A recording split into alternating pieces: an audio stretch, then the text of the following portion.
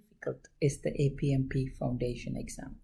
The APMP terms is the exam as satisfyingly difficult. By that, I mean it's difficult enough that you need to actually know the materials, but it isn't tricky or difficult just for the sake of being difficult. So if you do prepare for the exam, you should be in a position to pass the exam with ease.